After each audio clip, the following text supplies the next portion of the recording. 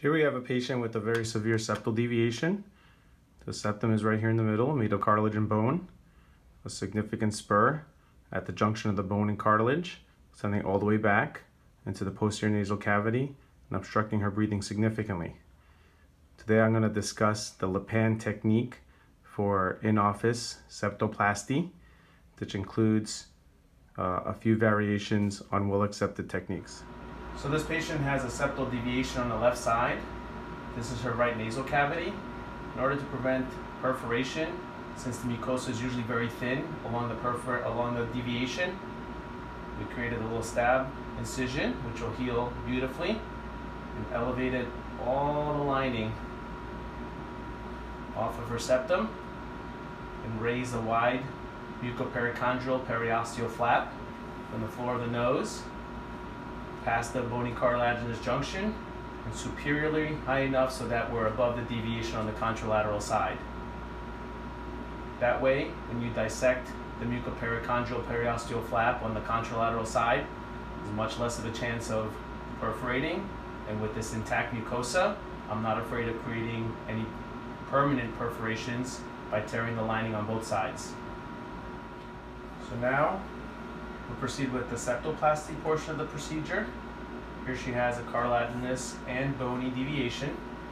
This cartilage is spilling over into the nasal cavity. We'll start a low incision here in order to get under the cartilage and bone. Extend that up through the cartilage superiorly and create what we call a Killian incision.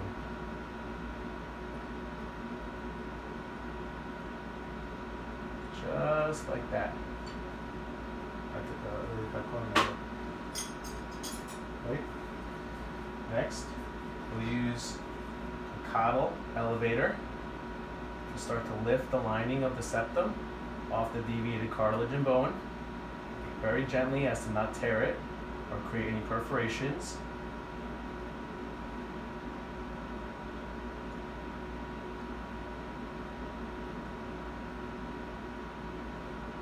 Over the bone, raise that up.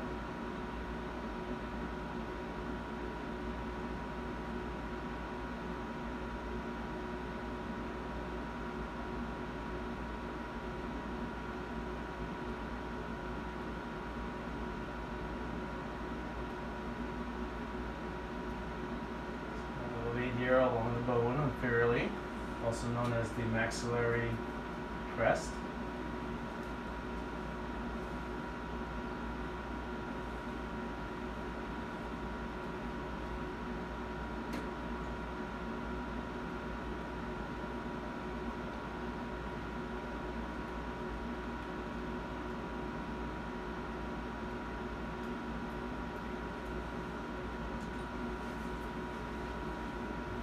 Next, we dissect the bone and cartilage away from the opposing septum, the opposing lining on the other side of the septum.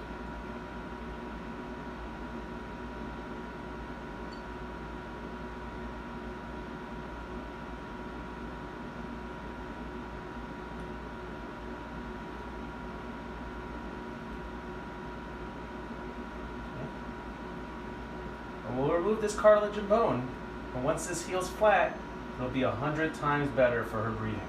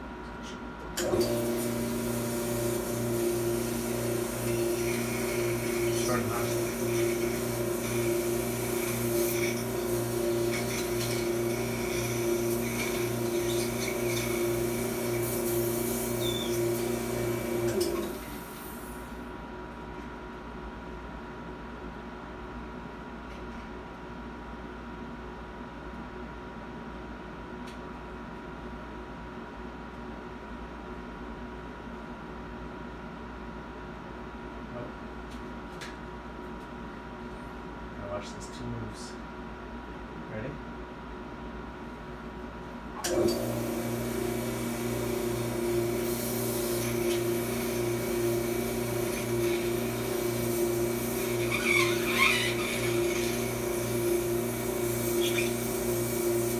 Under so much tension, it just broke off.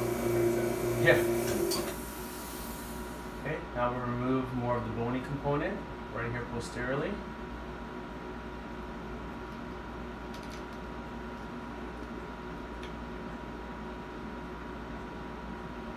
That's what it looks like.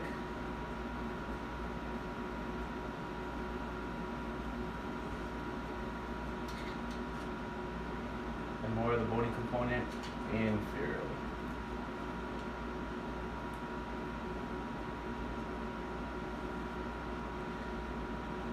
I'll clean up more of the posterior bone fragments, but essentially once this heals flat, which will happen when this is elevated like this with a suture, this what used to be a very severe deviation is now a straight septum, primed for good breathing.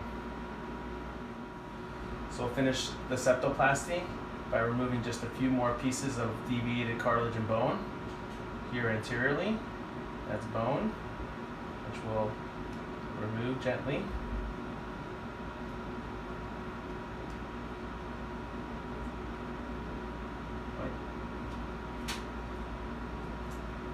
And then more posteriorly, where this sharp spur was compromising the opening to the middle meatus.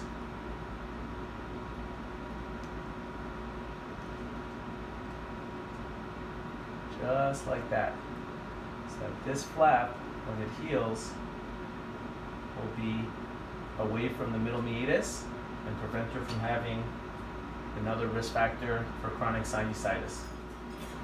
So here, just to demonstrate the finished product, we have a much more widely open nasal passageway where the septal deviation was probably touching the tip of this instrument. Now it's not. It's much more straight and flat. This lining will heal perfectly. This is the upper lining. There's still some cartilage and bone up high. The incision is closed. It won't bleed. There'll be very few issues. She'll be a little congested before she gets better. And on the contralateral side, we did the Lipan technique for dissection through a stab incision to raise the mucopericardium and periosteum all the way along this side of the septum.